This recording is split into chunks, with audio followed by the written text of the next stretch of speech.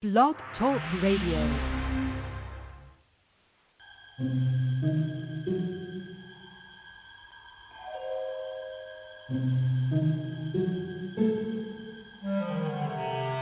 Archangels, ghosts, and Bigfoot, oh my. It's just another night for Supernatural Girls. Real stories, real answers to life's biggest supernatural mysteries. And now, for another exciting interview with paranormal experts from this world and others. Here's your host, paranormal researcher Patricia Baker, on the one, the only, Supernatural Girls.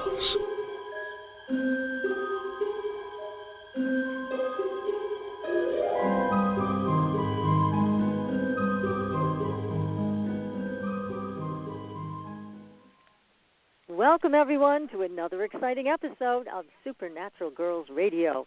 I'm your host, Patricia Baker, here with my co-host, PK, Patricia Kirkman. How you doing tonight? Absolutely fabulous. It's been a wonderful day, nice and sunny out, cool, but feels good. That's nice. You're not roasting and toasting over there in Tucson, so that's a good thing. No, nice. The change in the weather has come. Yay, yay. Well, we have a special day here in numerology. We have 11/11/2020, so tell us what's going on with us. Well, the 11 represents the number 2. 2 is about our sensitivity, but 11 is a higher number, and it deals with wanting things to be perfect. We deal with the perfectionistic aspect of things, but we're dealing with the month and the day both, so that's a 2-month and a 2-day. So we're dealing with 4 stuff. It's all about the details of things. And here we are starting out the day with Veterans Day, and thanking all those that have served our country and have made us safe and secure. And I'd like to think those types of things will continue in the future, but we'll all keep our fingers crossed there. But it's all about sensitivity.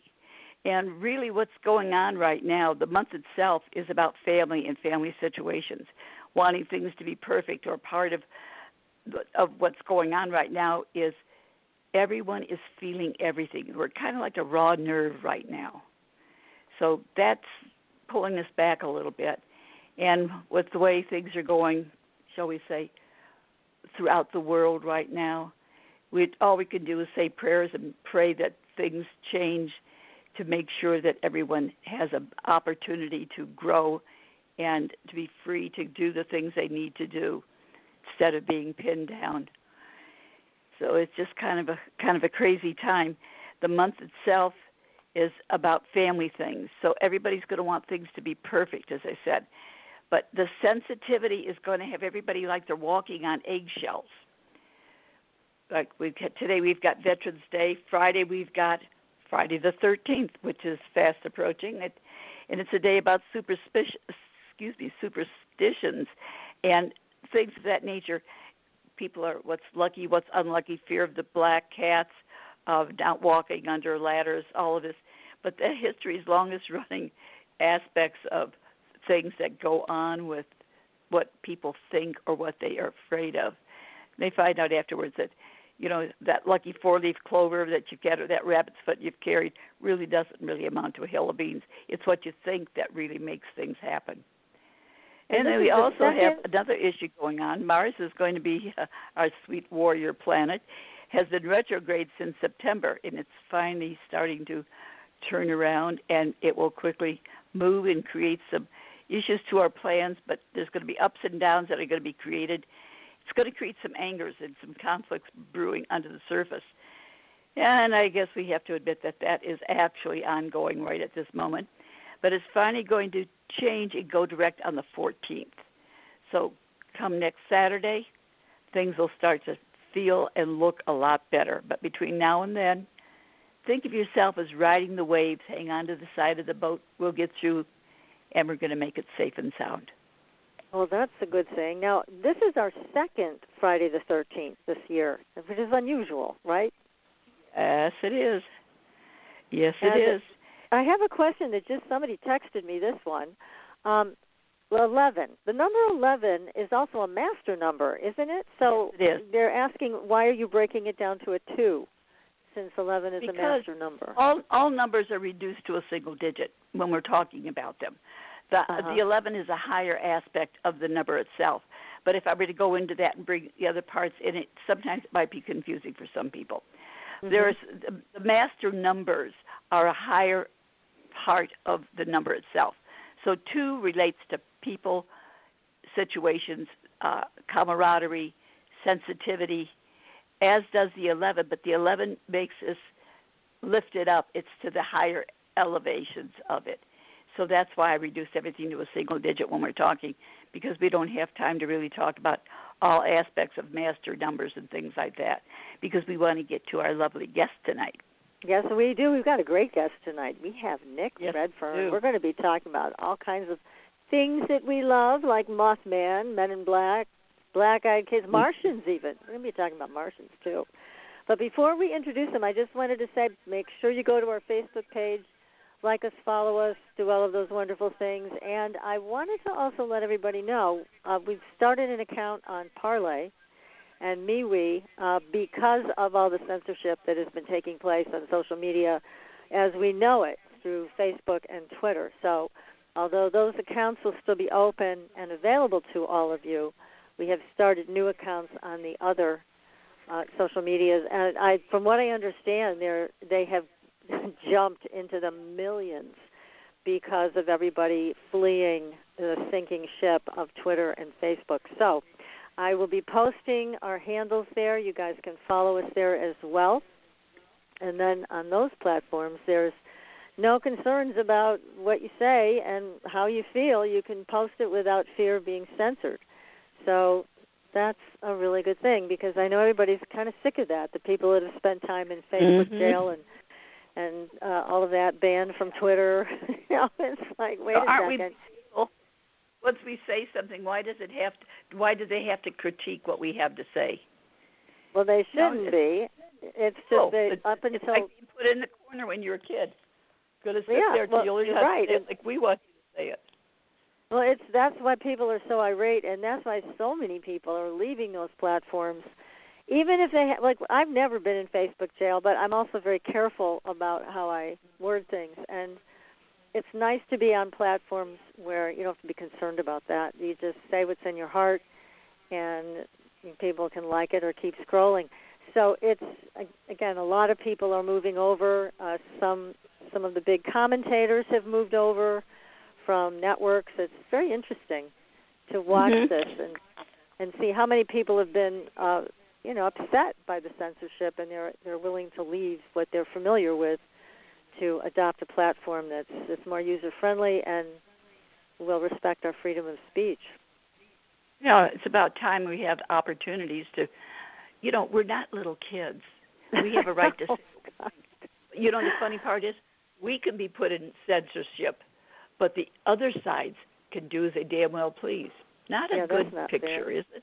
No, it isn't. I think we've figured that out, haven't we? We've seen it in action. It's very unpleasant. We've seen it. Well, you and I, we've been talking about the mainstream media lying to us about so many things. I'm not even talking about the election. I'm not even talking about politics.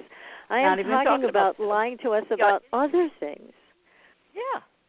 So, UFOs, disclosure, sightings of cryptids that get reported to them, but they never bring it to us. So it's, that's a lot of what we've been talking about for years, that we're tired of this wink, wink, nod, nod from the anchors at these news broadcast outlets, and they just won't bring it to light. So all of this is giving us new opportunities, like you mentioned, and so it's great. And I'll keep posting how to get a hold of us on those other platforms, and feel free to join us there. Definitely. We're looking forward to seeing what can happen on these new platforms. So tonight we've got, as you know, guys, one of our favorites, Nick Redfern, is here. And he is a full-time author and journalist specializing in a wide range of unsolved mysteries, including Bigfoot, Loch Ness Monster, UFO sightings, government conspiracies, alien abductions, and paranormal phenomena. He writes regularly for the London Daily Express newspaper, Fortean Times, Fate and UFO Magazine. His previous books include 3 Men Sinking Monsters, I love that title, Strange Secret Cosmic Crashes, and the FBI Files. He has many, many books. Just go to Amazon. You're going to see all of them there. They're all terrific. Now, among his many exploits, Nick has investigated reports of lake monsters in Scotland, vampires in Puerto Rico. We got to find out about that. Werewolves in England, aliens in Mexico, and sea serpents in the United States. And he's with us tonight. Nick, welcome to the show. Hey, ladies. Thanks for having me on again. Hey, happy to have you. Yeah, well, thank you. We love having you here. And you've got a couple new books we're going to get to and we're going to talk about. But can we start with my favorite cryptid in the whole world, Mothman? What's going on with Mothman? There's been a lot of sightings of him lately, huh? Well, there have been some, and these reports kind of come in clusters.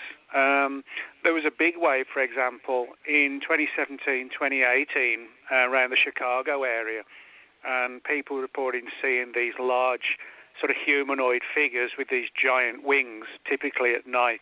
And some of the witnesses reported or thought they looked like sort of like huge birds. Others thought they were more of like kind of like a gargoyle in the sense of like a human-like figure, but with wings.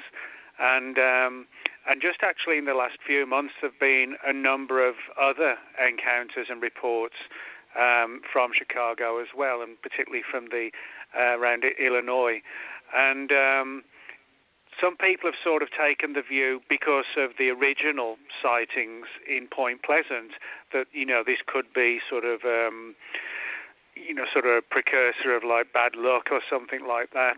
In the same way that when Mothman was seen in 1967 in Point Pleasant, West Virginia, they had the collapse of the bridge, which that killed dozens of people, and, you know, that was sort of put down to the Mothman's presence, at least by some researchers.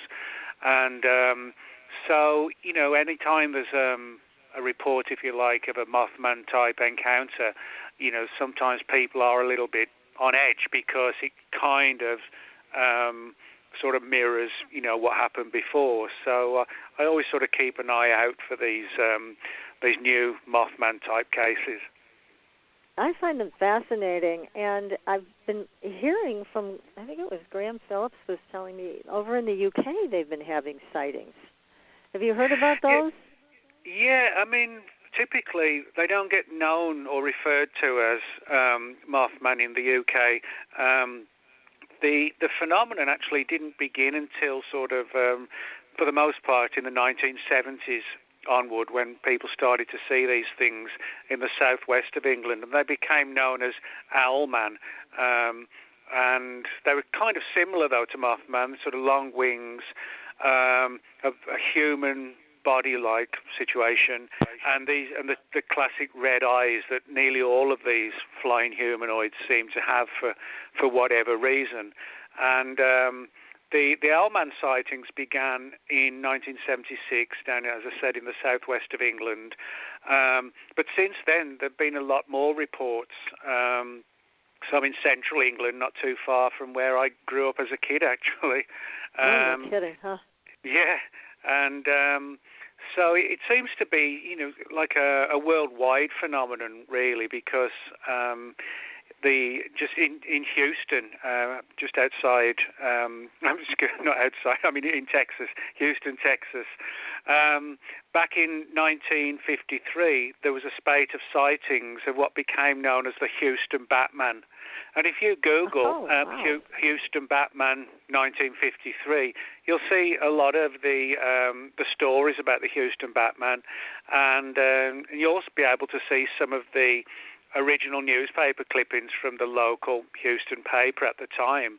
And what's interesting is that the story of the Houston Batman in 1953, that's 14 years before the Mothman phenomenon began. But if you read the story and the descriptions, it actually sounds just like Mothman, but in a different part, of the country. And of course, I said the Mothman by name didn't exist back then. But you can find reports all over the country. There was one in 1952 in September that became known as the Flatwoods Monster, which was like almost like a robot type thing, but it was sort of floating and flying and gliding through the woods in Flatwoods, West Virginia, late one night. And so, yeah, you find a lot of these reports that are similar to Mothman. And, it's worth noting that although the names are different, there are a lot of sort of strong similarities. And most cultures, going back 1,000 years as well, go back, to those eras when they were sort of perceived as demonic creatures, whereas today, we call them cryptids, which is, I guess, that demonstrates how cultures change, over the centuries, that kind of thing. Yes, it definitely does. Now, has Mothman ever hurt anybody? I've never heard any stories about that. Well, I guess really it depends who you ask, because, Mothman by name was first mentioned in the latter part of 1966 through 67, and then it continued throughout 67 in the small city of Point Pleasant in West Virginia. Now, if you haven't been, for people who may not have been there, Point Pleasant, on the one side you've got West Virginia, and then on the other side you've got Ohio, and between them you've got the Ohio River, and it's a very big river. So over the years there have been multiple bridges. If you ever get the chance to go there are even now 4 or 5 huge metal bridges spanning the Ohio River. But in December 67, one of them collapsed into the Ohio River, killing more than 40 people who unfortunately drowned. The bridge fell into the river, and their cars and the people went with them, and they obviously just drowned or couldn't get out of the cars. Now, because and unfortunately, because this all occurred at the same time when there was UFO activity and the Men in Black were in the area, and you had the Mothman flying around the skies above Point Pleasant, a lot of researchers sort of suspected or thought that the Mothman was sort of like almost like sort of bringer of doom, that kind of thing, and so you do have sort of, if you read the books on the subject, there's literally dozens of books that have been written about Mothman, and it typically goes to sort of two angles. One being that it was just a coincidence that the bridge collapsed and that the people died, or that the Mothman was some kind of almost like a Grim Reaper that deliberately caused this, or as John Keel, who wrote the Mothman Prophecies, Keel came to believe that Mothman wasn't a malevolent creature, but he believed that it was essentially, he would turn up and warn people of something about to happen. So in other words, the creature would, in its own weird way, would make its presence known as a warning of what might happen, rather than the creature actually being responsible for it. That's what I tend to think too. Something more like that. But some of the witnesses in the Point Pleasant area, I think some of the original witnesses saw lights in the sky. As you mentioned, there was UFO activity. And it was after the lights appeared that Mothman appeared. Do you think that Mothman is extraterrestrial?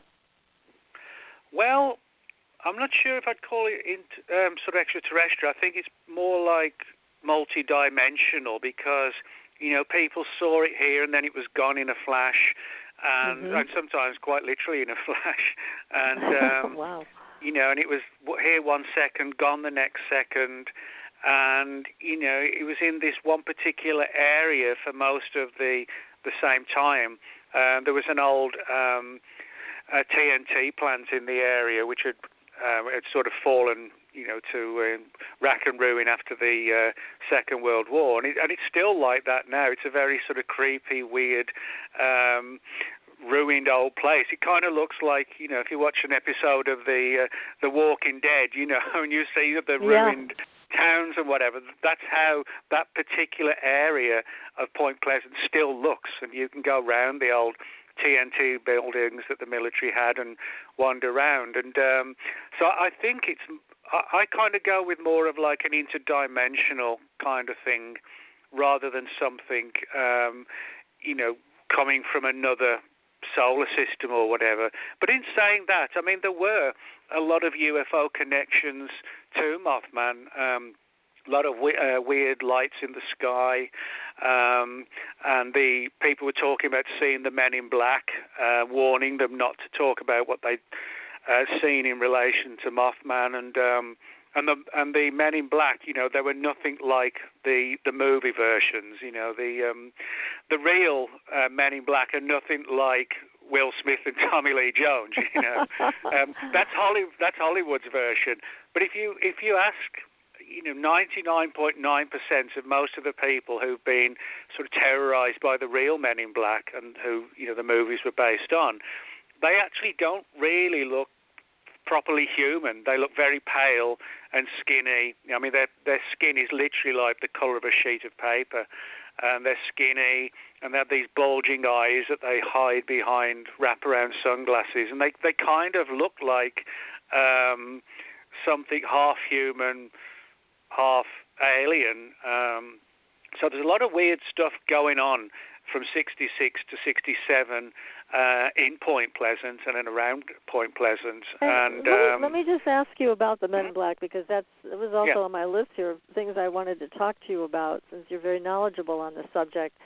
And why in the world would the Men in Black be there and telling people to shut up about Mothman? Now, we've certainly heard the stories about them telling people to be quiet about UFOs and aliens, but why about Mothman? That seems even more odd to me. Well, you're right, it actually is, and in fact everything about the whole Mothman situation in Point Pleasant was odd.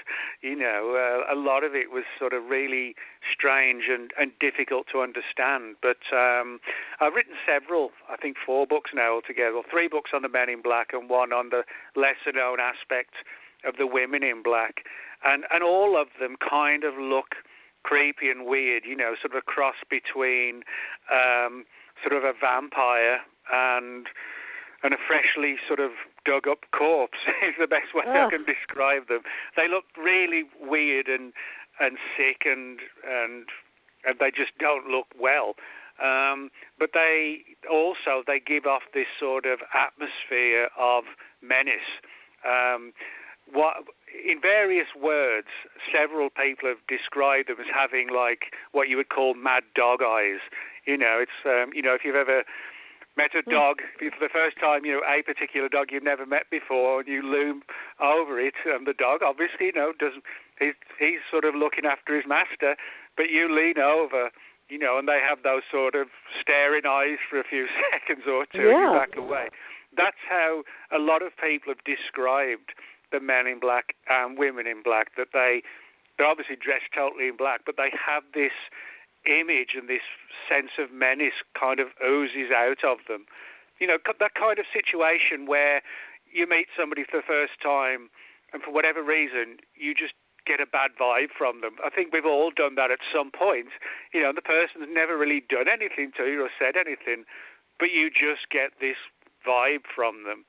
But everybody gets that from the men in black and the women in black.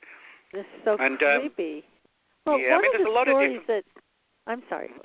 What I wanted to share with you is that one of the stories that I heard about them, and it kind of goes along with what you were saying about possibly being half human or half something mechanical, like a robot. This gentleman was a filmmaker in Canada, and he had a paranormal television show, and he was contacted by a pilot. And the pilot said, I have footage I want to give to you, and you can clearly see the aliens in the spaceship that was flying next to the plane. He was a commercial pilot. So this gentleman from Canada, the filmmaker, was very suspicious of anybody who wants to give him footage. He was very cautious.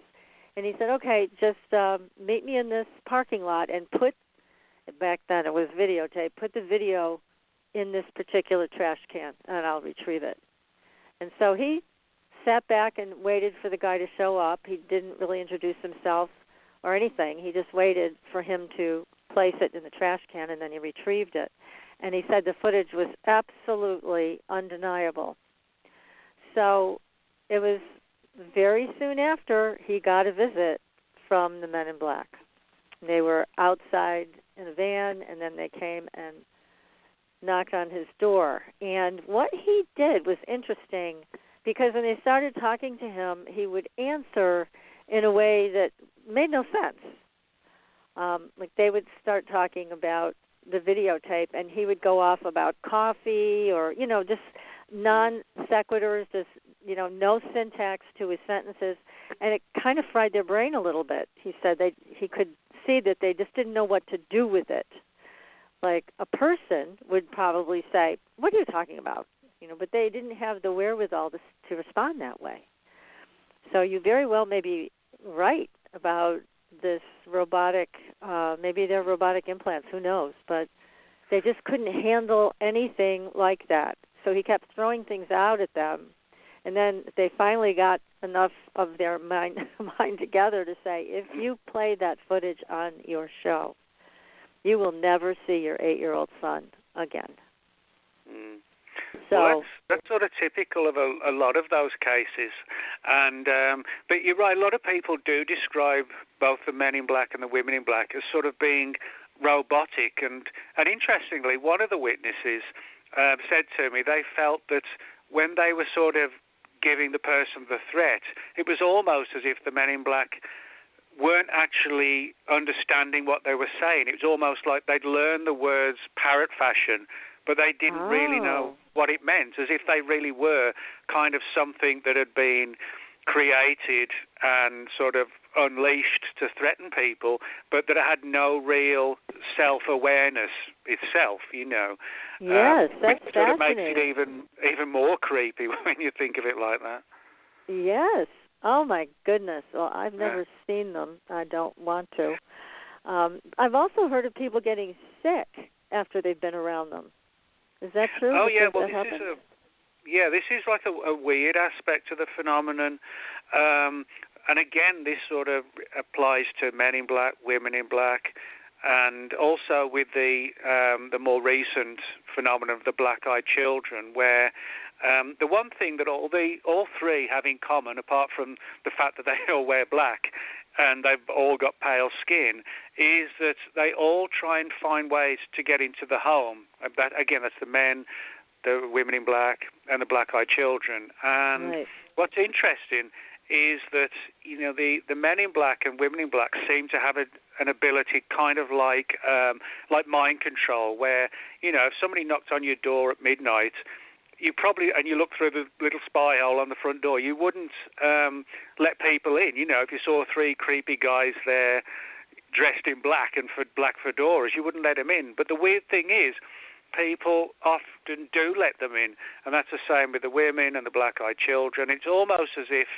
some kind of mind control is not just trying to allow them to come inside the house or the apartment or wherever, but they're also trying to get the person inside to say, yes, you can come in, and allow them to come in. And this actually sounds very much like the old legends of vampires that, they cannot be allowed in unless, you give them permission to do so. And I sometimes wonder if those ancient legends of vampires may actually have been sort of driven by ancient stories of men in black and women in black and things like that. But there's a lot of weird stuff that when people do get inside the house, they felt, the witnesses, or the victims, probably a better term, have said that they felt they were almost in like a dreamlike world. It was kind of, for some of them, a situation where you'd been drugged or, you were half awake, half asleep. But a number of people have reported that in the days afterwards, or sometimes the hours afterwards, they've started to feel ill and sick. And typically it's usually just like a sense of being drained of energy, which I guess you could make a parallel there with vampires. You know, in the old stories, they would feed on your blood for food, but in the old legends. But in reality today, it's more like one of the witnesses to this said he felt like how it would be for like a diabetic person who perhaps, you know, they'd missed breakfast, lunch, and dinner, and then it's like 10 o'clock at night, and they start to get the shakes, and they get clammy and cold and feel ill, you know, and they're at that danger zone when they've got to eat now, that kind of thing. That's how one of them described it. It was as if the black-eyed child was literally draining the person of not just, you know, sort of, well, not blood, I should say, nothing like that, but they were literally draining them of energy, you know, the life force, if you like. And it does sound very much like a vampire, so you may be right about that, too, that it is what people were seeing back in the 1800s or 1700s or whatever, and they interpreted what they were seeing this way. But, yeah, this energy drainage that people feel is quite interesting. And, again, it's like nobody has been able to discern where they come from. So many people have witnessed it, have seen them, and their cars, their old-fashioned cars, their old-fashioned way of dress, but nobody knows where they come from. Well, this is another weird part because they always, well, not always, but most of the time, the Men in Black turn up in these old-style 1950s cars, black cars, you know, the kind you would see in like an old gangster movie, you know, from the 50s, that kind of thing. That's the kind of what they drive. But a lot of the witnesses have said they've actually seen the car literally sort of dematerialize and vanish as if it was almost like a hologram or a projection, or that it had sort of slipped into a different dimension. So there's a lot of strange things like that. Now, as far as the black-eyed children are concerned, they actually weren't around, or at least weren't spoken of, until about 20 years ago. And that's when the first real story began, with a guy named Brian Bethel, he's still works in Texas. He's a journalist, and he reported the first encounter of these creepy kids. He was actually in his car, and they tried to get him to let him inside the car, and at first he had this feeling of his arm sort of going towards the car and opening the door, and then he realized what he was doing. So I don't think it's as simple as the men in black, women in black, and the black-eyed children. I don't think it's as simple. It's like they're a big happy family, mom, dad, and the kids. I don't think it's anything. I don't think it's anything like that at first. What I do think is there's a possibility that we don't get to see what they really look like, and maybe they have the ability to present themselves to the best they can to make themselves look like us. Maybe we've never actually seen their real appearance, but they do their best to sort of imitate how we look, which would be even more creepy than if they were just a happy family, That's right. My goodness. And I've also heard, especially with the black-eyed kids, not so much with the men in black or women in black, but that they have this incredible strength, and also they're very fast. Well, yeah, I mean, they vanish quickly in that sense as well. People have seen them left the front door, and then the person comes out of this weird little dreamlike state. They charge to the door, and, they might have a driveway of, say, 50, 60 feet, but they're nowhere in sight. It's almost as if they've left the area or fled the area impossibly fast. Just almost like an athlete runner, that kind of thing, but even quicker than that. And so just about everything about the Men in Black and all the spin-off creatures as well, all of them have sort of these really strange aspects to them. They don't look right. And some people have actually, this gets really weird and creepy. I've got about 5 or 6 cases where the MIB were close to the person, and the person said that they could smell them, and it smelled like dirt. And yeah, which was like really weird. You know, they're just smelling. You know, sort of like dirt. That's the best way they described it. So. That's really strange. I mean, it makes me think of the golem. You know, in Hebrew literature, and made from, I believe it was clay or dirt or something like that. Sounds similar to that. But yeah, these things are very odd, and I think it's very odd too that the black-eyed kids showed up 20 years ago. It's like, why then? What was the significance of what was going on at that time where they all of a sudden started showing up? And there's certainly been a lot of reports that have come out about them. And there's probably more where people are just scared to death to tell anybody because people might think they're nuts, but there's been a significant amount of reports, right? Oh, yeah. I mean, I unfortunately, I don't have an answer as to why, they suddenly started to surface round about 1998, 1999, something like that. I don't know why that happened, but that is, predominantly around that time. Now, since the reports have gone public, a number of people have come forward and said, well, yeah, I did see something like this back in the 50s and in one case in the 20s. Oh, okay. But the stories didn't surface until, the latter day reports began to surface.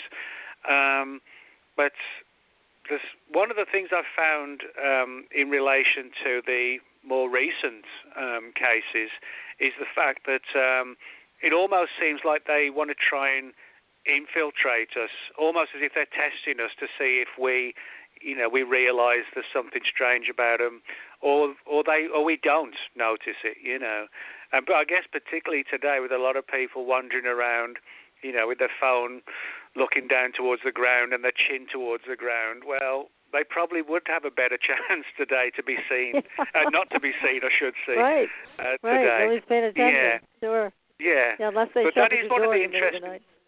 Yeah, but that is one of the interesting angles, that people had this kind of vibe that they were testing the person to see if they could be sort of seen for what they were, or if they felt, that they could get inside the house, and or if they couldn't, why couldn't they get in? That kind of thing. So, that sort of goes down a bit of a sinister path when you think all these things may be trying to find ways to infiltrate, and we're sort of like totally unaware of it for the most part. Yeah, they certainly seem to know more about us than we know about them, and that's unfortunate. It definitely places us at a disadvantage, and there are people that I've heard have gotten so sick they've died or almost died from being in close contact with them, the unfortunate ones that let them in the house or let them in the car or whatever.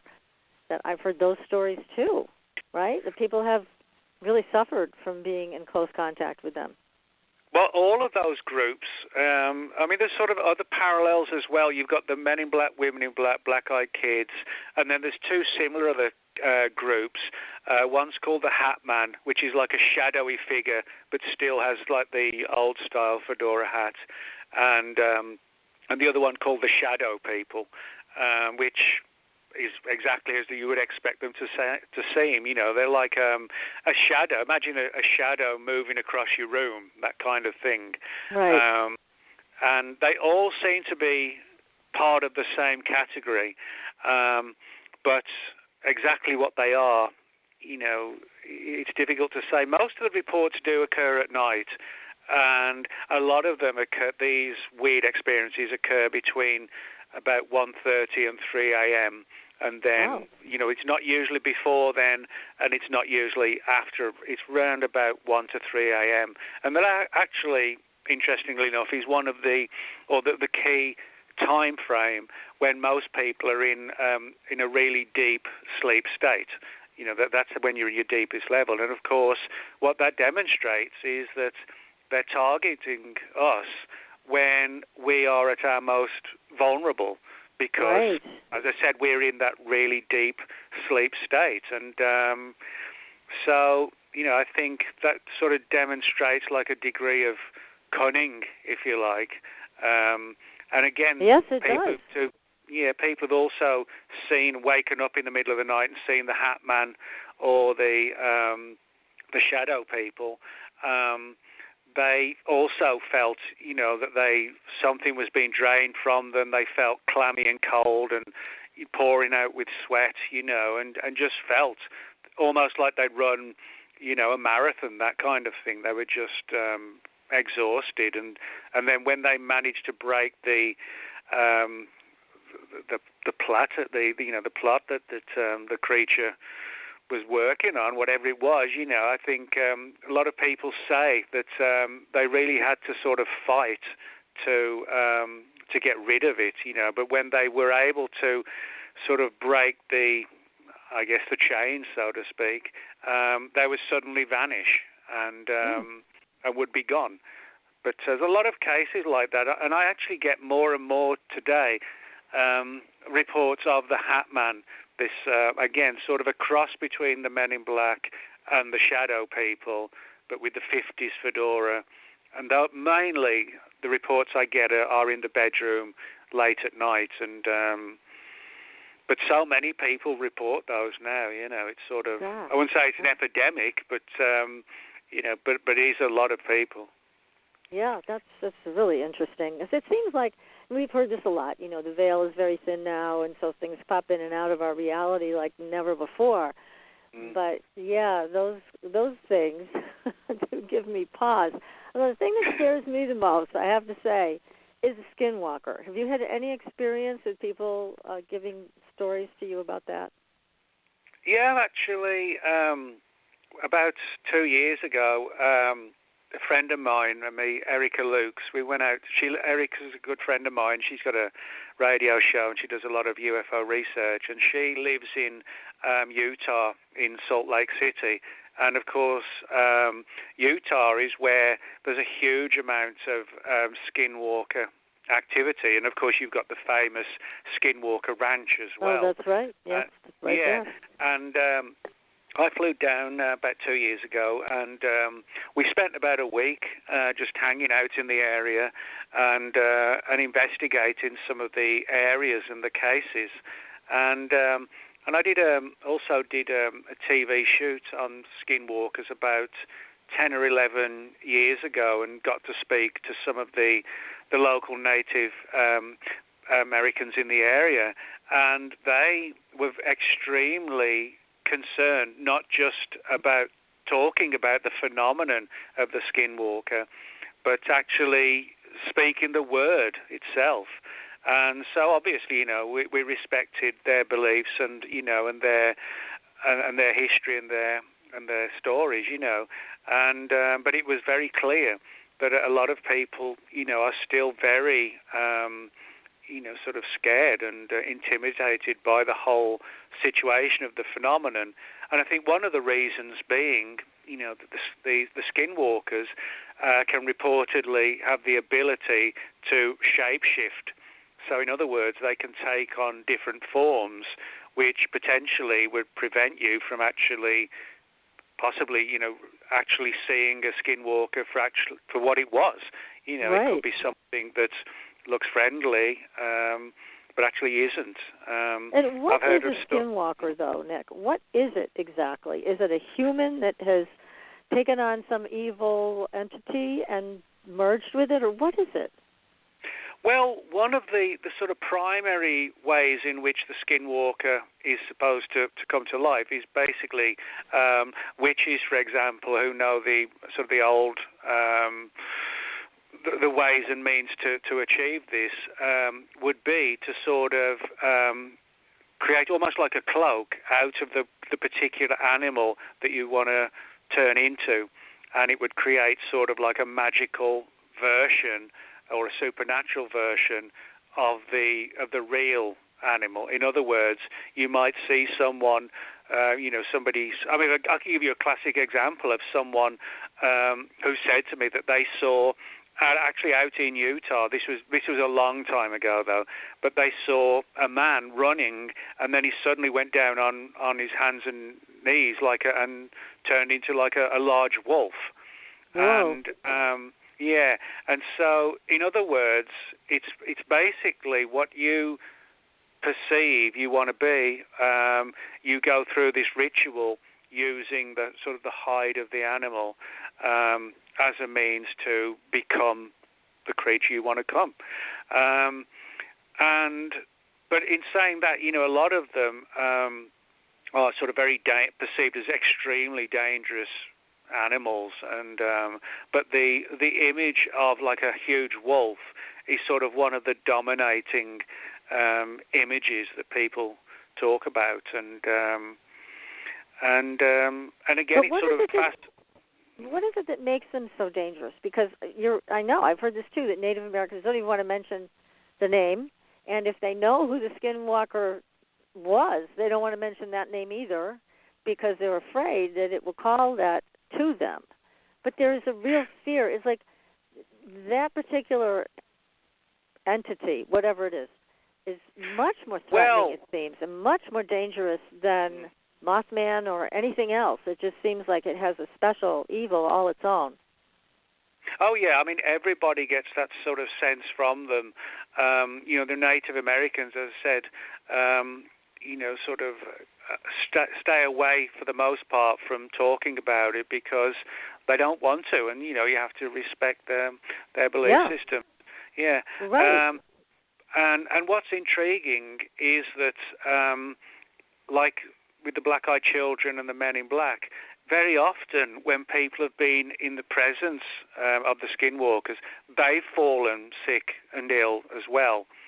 And I know of several cases where people have been out in those areas, like the Skinwalker Ranch, and they've taken like a memento with them, like a rock or something like that, and then they've started to get sort of weird and strange things going on in the home, as if some aspect of the phenomenon had followed them home, that kind of situation.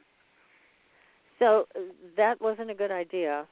No. I always tell people, I've been on a lot of expeditions like this, and you go there and somebody, I remember once, this is going back about 10, 11 years ago, and somebody said, "Oh, cool, look at that. That's like a carved stone or something," which it was, and it could have been really old, and I was like, well, do you really want to take that and possibly, take something else back with you home?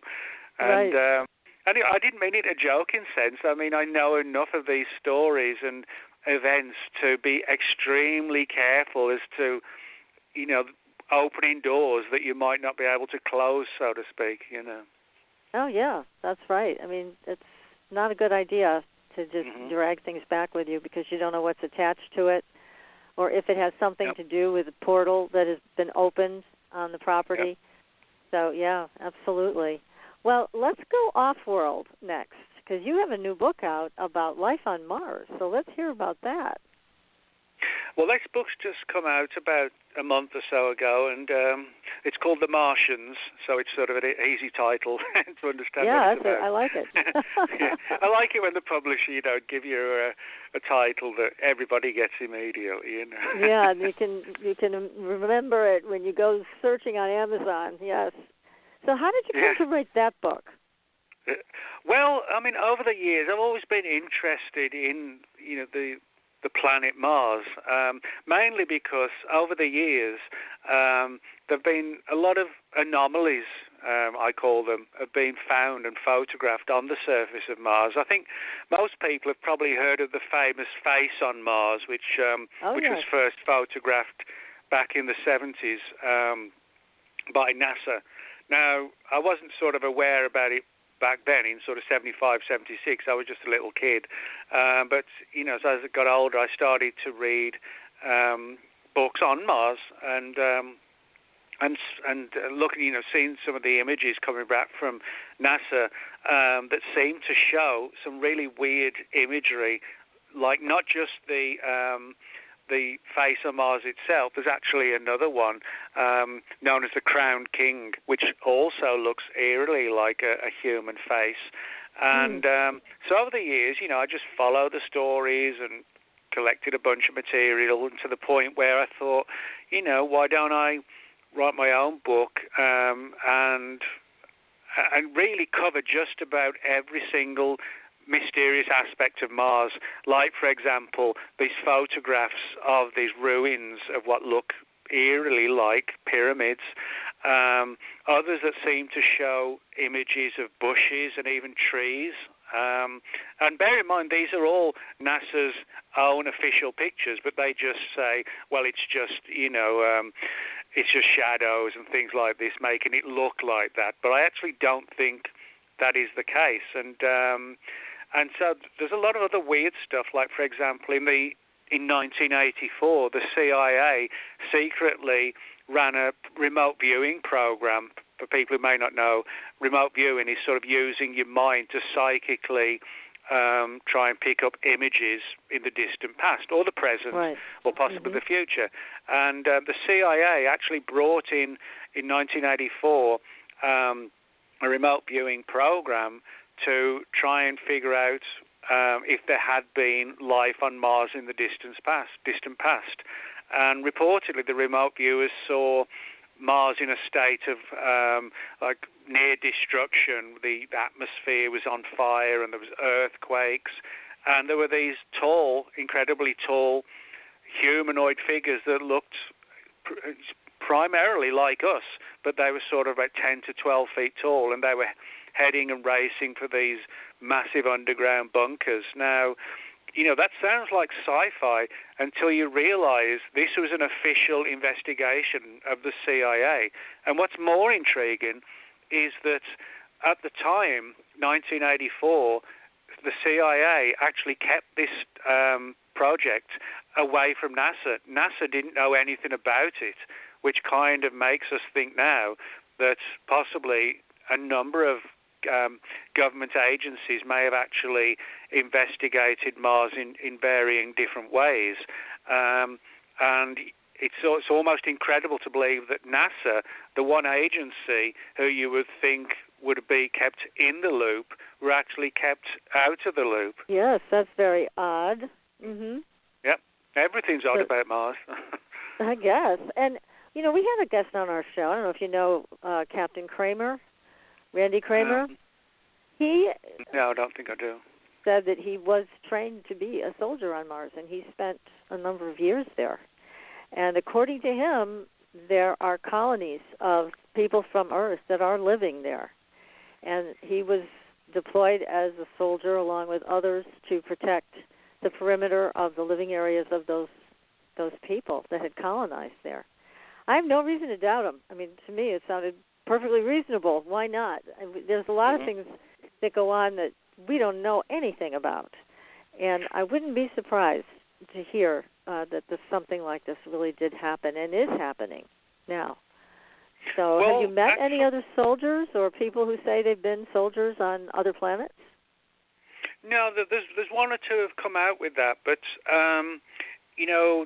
as far as the angle of underground, as you just mentioned, I mean, that would make a lot of sense, and that actually came out in the CIA's program in 1984. They could see these gigantic, massive, right across the horizon, these bunkers where it seemed to, or you assume is because of this, that they knew in advance that something was going to happen to the planet, and so they did their best, to try and survive deep underground, as we would, if, say, for example, we were suddenly told that, a huge asteroid strike was going to hit the Earth, and, 2/3 of the world would be destroyed, or the population would be, we would do our best to survive, and so, I think a lot of people just say, Mars is a dead world. I don't think it is. There's a lot of, as I said, there's a lot of evidence that suggests there could be like bushes and trees, that we know there's a huge amount of water on Mars, a massive amount.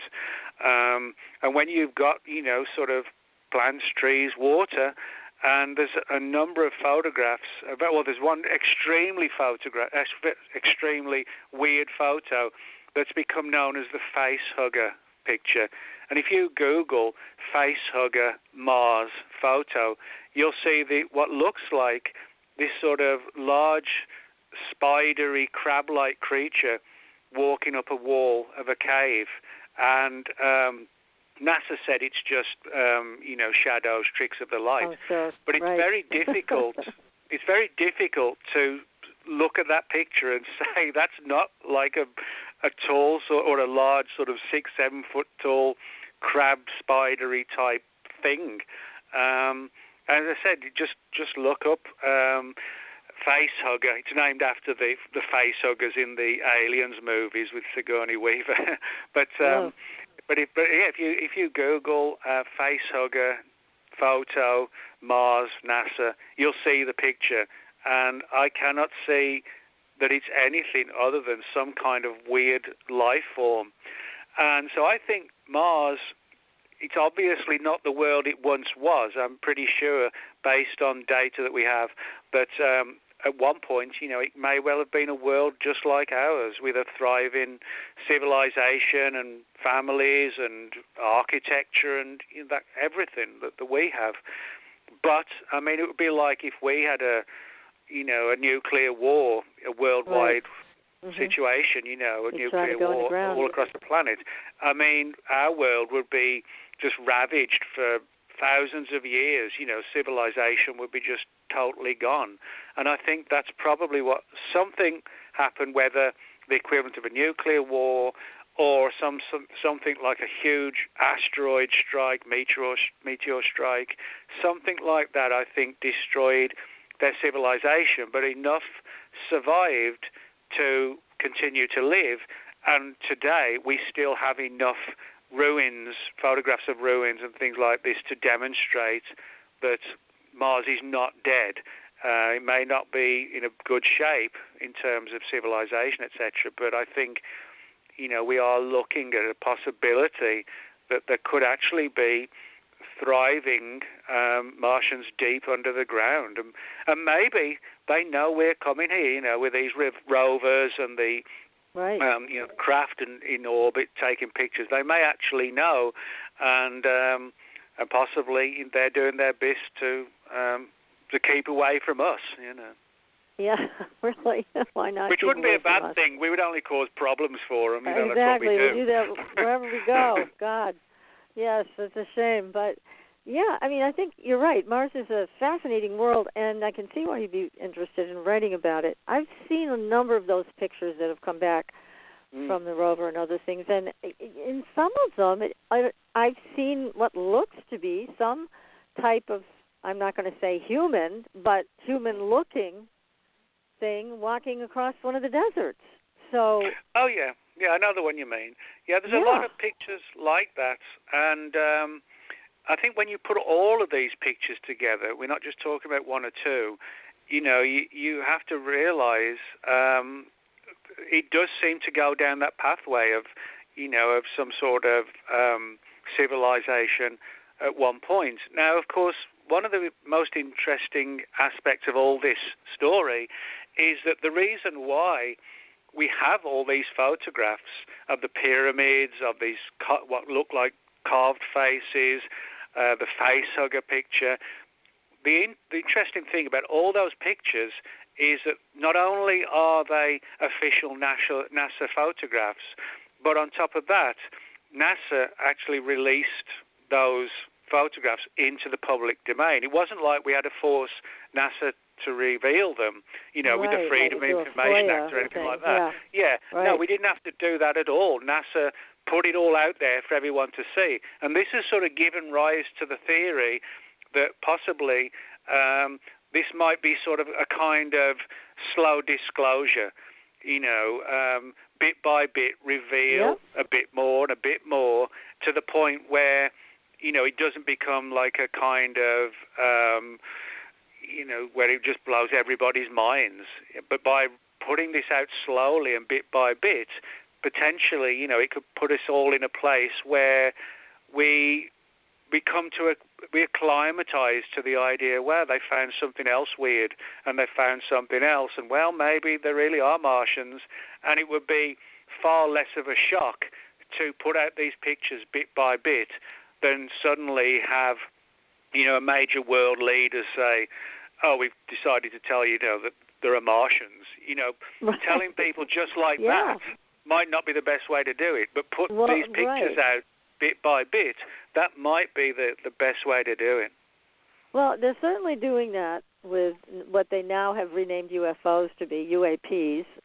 They've taken away all the baggage that goes with the term UFO and created something new. And it's a whole PR campaign that they're doing. I've seen it before where they just do exactly what you said, leak out a little bit of information at a time, get people accustomed to it. It's also a matter of ownership.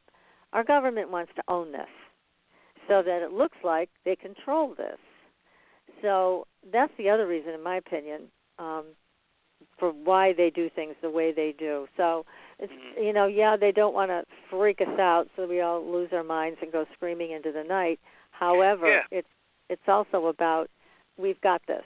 You don't have to worry. Your government is still in control of all of this. Yeah, and I think there's also another angle as well, and that is that, we always kind of think that our governments sort of know everything and they know this and they know that.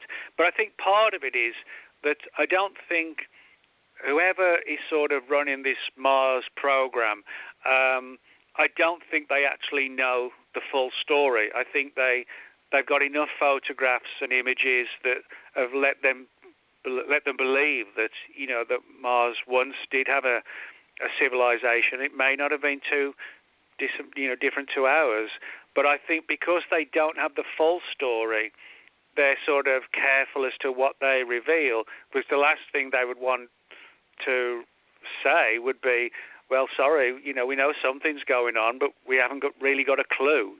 We've got all these pictures, we know something was there, and maybe they're still interacting, but we don't really know what's going on. So I think that's part of the reason for a degree of silence is because... Yes, I agree with you. Yeah, it's sort of be awkward if they were asked questions, multiple questions, and they didn't have the answers. So I think that also explains this sort of partial, sort of, bit by bit, slip by slip, let's put something out. I agree with you. Yes, I think that's absolutely what's going on. It's fascinating to watch. And I used to be in public relations, so I recognize what they're doing very clearly. And again, bit by bit, who knows, maybe we'll get the full story, or as much as they know in our lifetime, but we'll have to see. I'm not going to hold my breath either. So, my goodness, there's so many monsters left to talk about. Now, have you done anything with werewolves? Yeah, I actually have. When people ask me about werewolves, I sort of focus more on what have become known as the dogman phenomenon. Yeah, dogman. Yeah. Okay. Well, if you look at the old legends of werewolves, it is very much sort of like the Hollywood imagery. Somebody gets bitten on a full moon, and they kind of burst out their clothes and turn into a werewolf. Now, a lot of that is sort of based on legend and movies and things like that. But that doesn't take away the fact that there is this phenomenon of what people describe as like upright wolves, which has become known as the dogman phenomenon. Now, the dogmen are literally as they sound. You're talking about, imagine a regular wolf, but much larger, but that has the ability to stand not just on its four limbs, but also on its two limbs and run just like us. So you can easily understand why the dogman has been sort of perceived or is seen as a werewolf, but the dogmen actually aren't werewolves. There's no issues. I don't think there's maybe 1, 2, 3 reports of the dogmen actually mutating from human to dogman and back again. And even those couple of cases are sort of, suspect. But the reports of the dogmen are completely different. There's no actual, a lot of people don't realize this, there's not an actual shape-shifting process. There's no issues with silver bullets or the full moon or anything like that.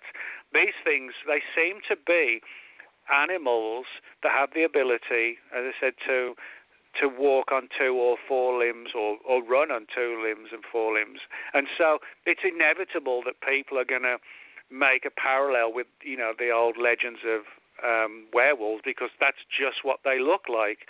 Now, but these have to be pretty large, right? Oh, these yeah, are people talk, some people are talking about, like 7 or 8 feet tall. I mean, imagine something, like a huge wolf on its hind limbs, staring at you and growling at you. You probably wouldn't sort of quibble that wasn't a werewolf that you saw. You would think it was.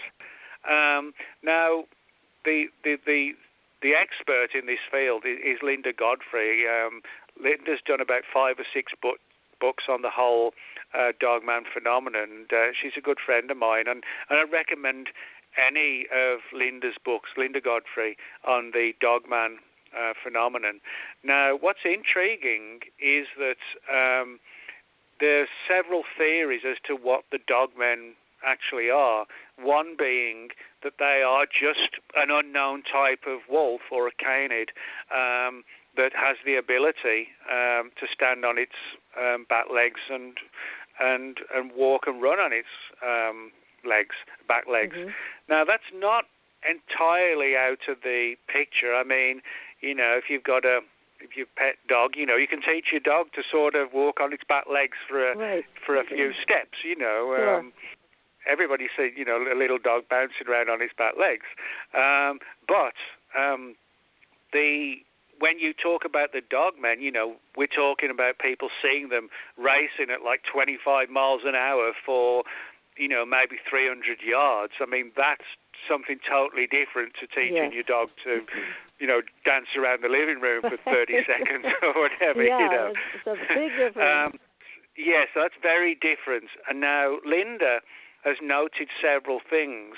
One is that they're often seen near ancient sacred sites, like ancient mounds. There's a lot of these ancient mounds in and around Wisconsin and Michigan, places, Ohio, places like that. Mm-hmm. And so Linda's come up with various theories, the paranormal angle, this connection with sacred sites, the possibility of just real flesh and blood animals that science hasn't found yet. And also, she's also addressed the idea of them being extraterrestrials. But whatever the answer is, there's no doubt in my mind that the phenomenon of the dogmen is a real one, but we're still kind of scratching our heads as to what they actually are. But they, like a lot of these other things, they don't seem to particularly like us, and they kind of give off this sense of menace, like I mentioned with the black-eyed children and the men in black. They have this sense of you just want to be away from them. And have they ever attacked anybody, the dogmen? Well, there've been some reports, and there are a couple of rumors of people being killed and things like this, but it's never really, been proved or anything like that. And for the most part, it seems that they're more content just terrifying us, which probably would be an easy thing for them to do, Yeah, I'd say. Yeah, but for the most part, sort of deaths, we're not. It's not like we're getting sort of, multiple reports every month of people torn apart and in these areas. There's nothing like that. But there's definitely this atmosphere of just creating dread and fear. Yeah, that would, like you said, be very easy for them to do, being 7 or 8 feet tall and looking like a wolf standing on 2 legs. That would do it for me. Yeah. So I mean, I'm just under 6'3", but if I saw one of them, I'll be going in the other direction. After I've got a couple of photographs. Right. You can't miss those photos. Those photo ops are important. Yeah. So again, another interesting cryptid creature, and not knowing where it comes from, but it does seem to have an association with ancient mounds and sacred sites. So, but again, I think so many of these things, they sound very interdimensional. They sound like they could come into our dimension and leave whenever they want. And that's maybe one of the reasons why we never find them when we go looking for them. Well, that's actually a good point because, I mean, if you take, for example, Bigfoot. Now, right. Bigfoot is described as, sort of 6, 7, 8 feet tall, these creatures, like giant apes. And they've been seen all across the United States. In fact, they've been seen on every U.S. state apart from Hawaii, which, of course, Bigfoot's not going to swim all the way to Hawaii. Yeah. But the Bigfoot creatures, when you say Bigfoot, it makes people who don't know about the subject, it makes them think there's just one Bigfoot racing around madly all across the U.S. It's not like that at all. People see these creatures, the big feet, if you like, or the big foot, however you want to call them. There would have to be multiple ones, thousands across the U.S. Now, bear in mind their size and sheer scale and the size of them. We've had reports going back to early Native American times, as far as recorded history goes. Reports of 200 years ago. Back in the 1900s and 1800s, you can find old newspaper reports where they referred to wild men, and the term Bigfoot was not created until the 1950s. Now, in my view, the fact that we have multiple reports, thousands, the last 5-6 decades, of these gigantic things roaming across all the U.S., by now we should at least have got one of them alive, dead, or, in a situation, or blood or DNA that was, that could not be denied. But the fact is, the Bigfoot creatures are not just elusive, they're like impossibly elusive.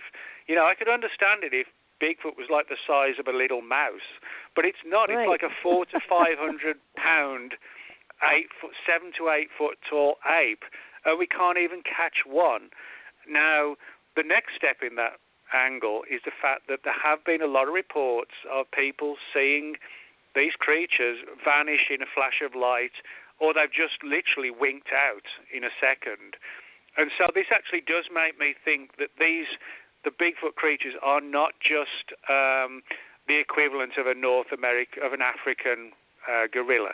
I don't think they are just an equivalent of an African fully grown gorilla. I think there's something weird about Bigfoot, which probably does have something to do with sort of dimension hopping, and 1 minute they're in this reality, and another moment they're in another reality.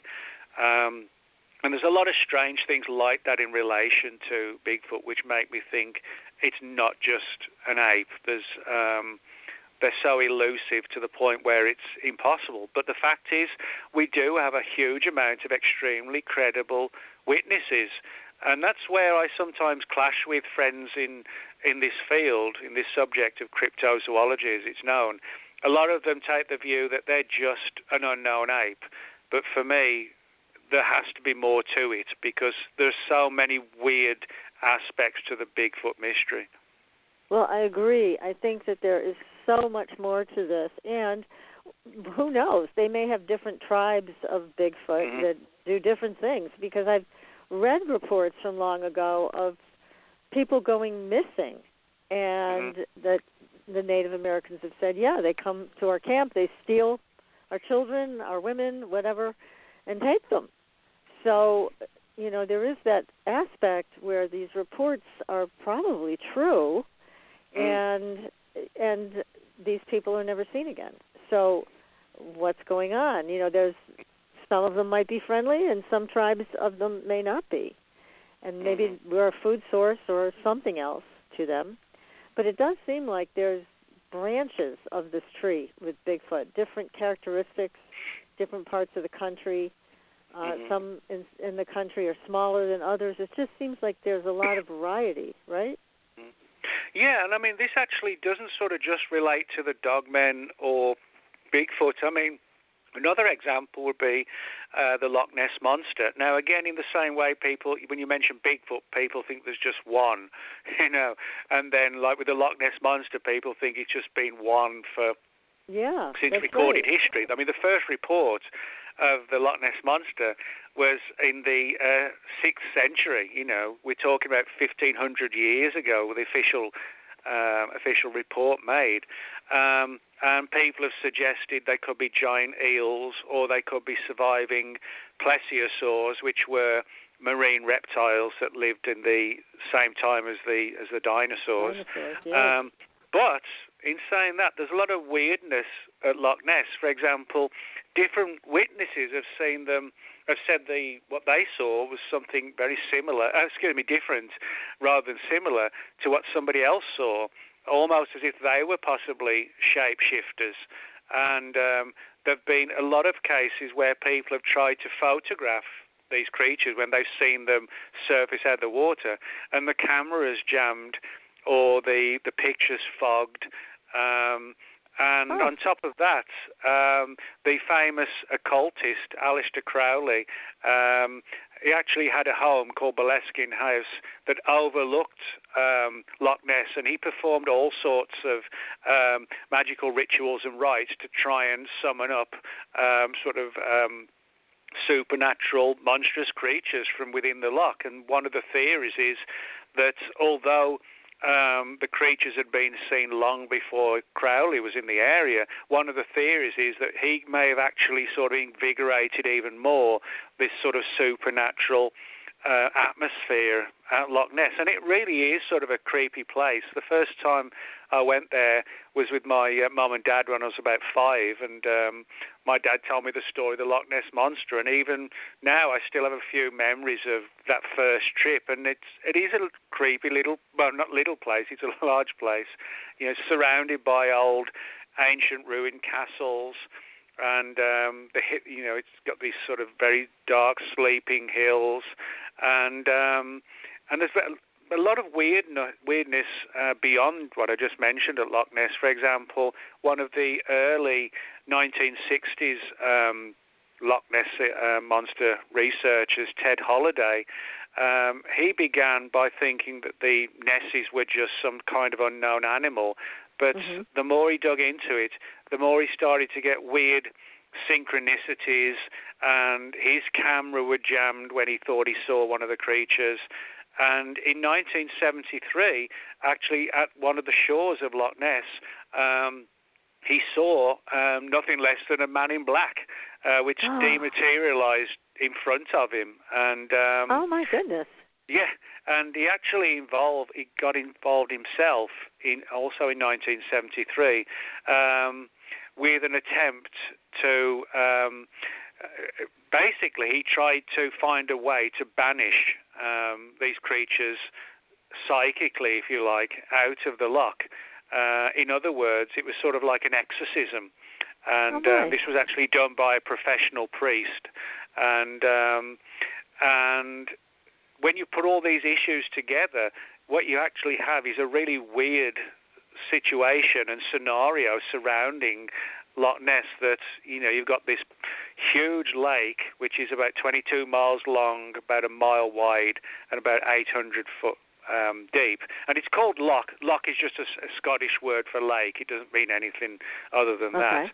But what you have are stories of these supernatural shape-shifting Nessies, which back in the 1700s they were sort of given other names as well, one of them being the Kelpie, which is Scottish for water horse, and that's what they called them back then.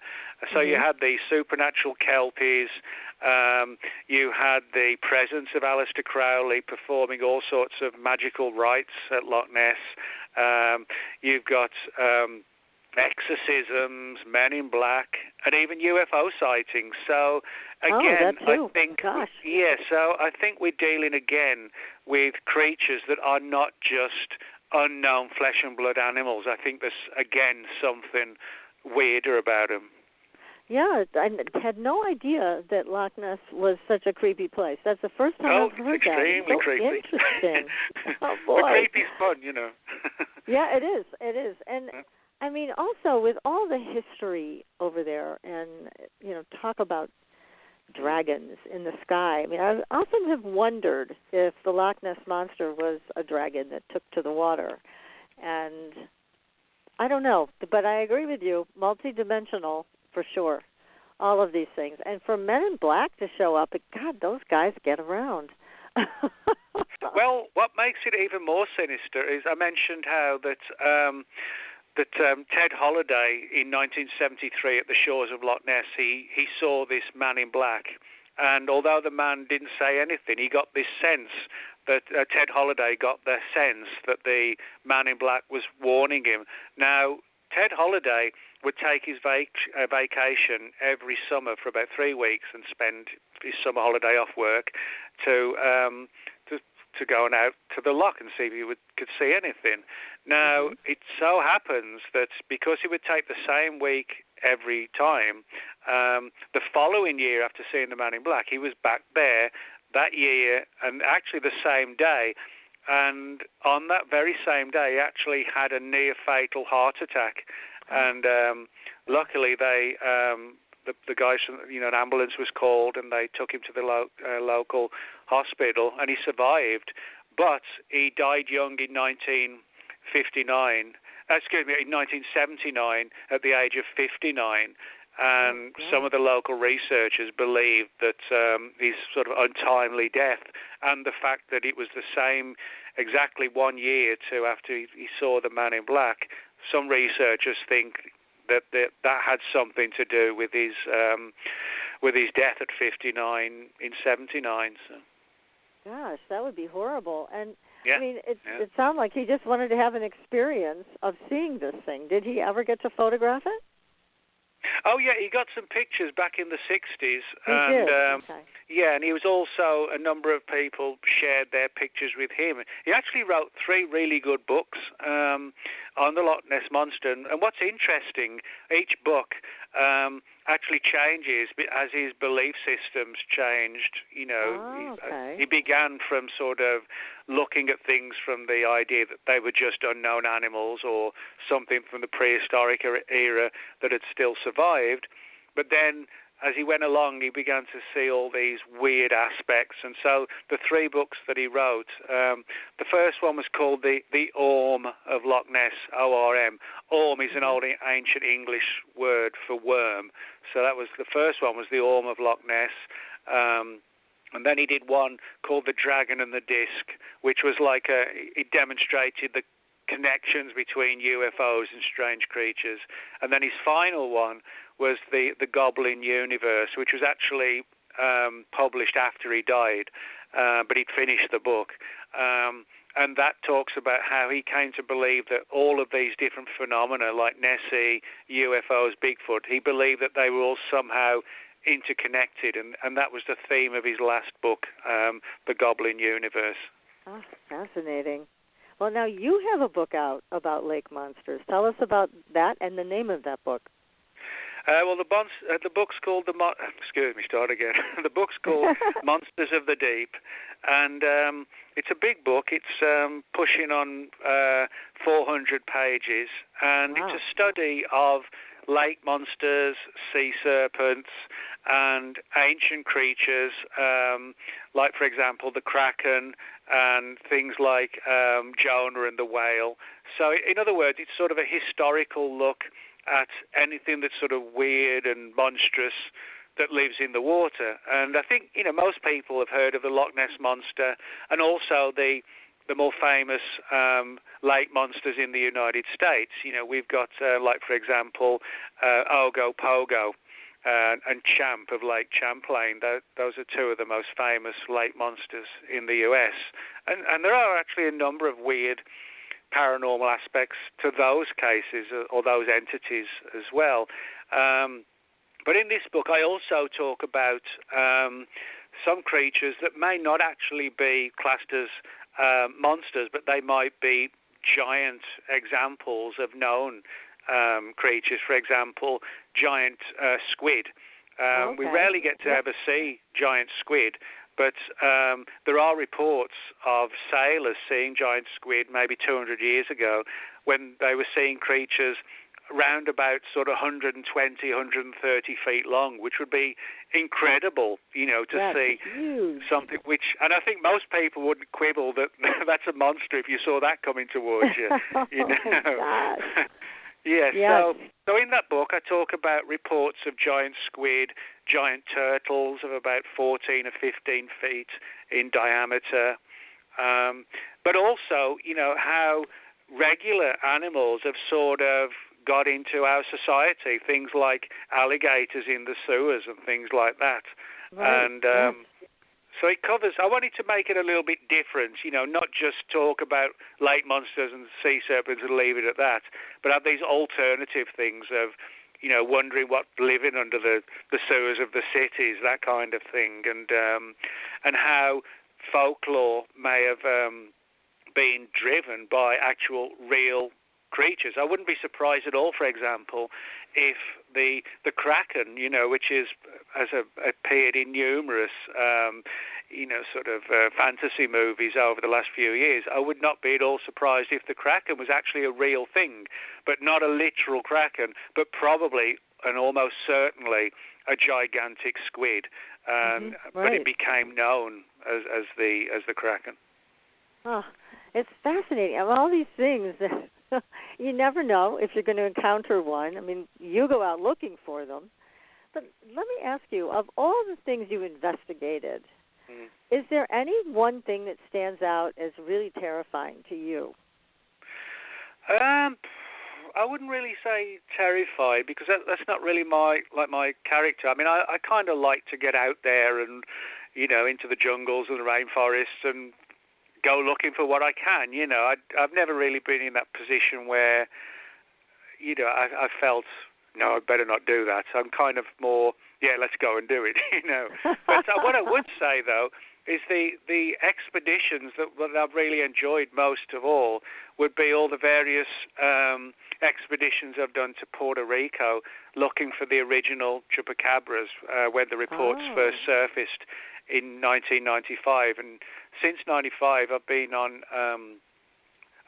to Puerto Rico on many occasions looking for the chupacabra, which is very different to the chupacabra that people talk about now, which looks like a hairless dog. But the original one, Puerto Rico, is almost sort of like reptilian with these, it's got sort of these spikes down its head and neck, which are kind of like a punk rock mohawk down the head and neck. And that's what they look like. And I've been there many times now and spoke to a lot of ranchers, farmers, police officers, civil defense people, veterinarians, all who've seen and investigated cases of the chupacabra on Puerto Rico. And there's no doubt in my mind these are real creatures. They seem like, as I said, they've got these rows of spikes, but they kind of look like an agile reptilian creature about the size of a large chimpanzee, and having the ability to run very quickly. And I've spent months altogether collectively on Puerto Rico, which is a place I really like, to go to anyway. It's a really cool place, and to have monsters there as well, is even better.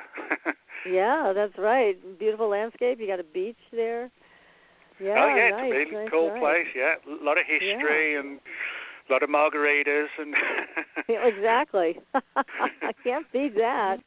Yeah. Oh my gosh, Nick, this has been so much fun spending the evening with you and learning more about what's happening in the world of cryptids and men in black and women in black and black-eyed kids and the Loch Ness Monster. I learned something new from you tonight about all of that. And again, I want to tell everybody, Nick's a great writer.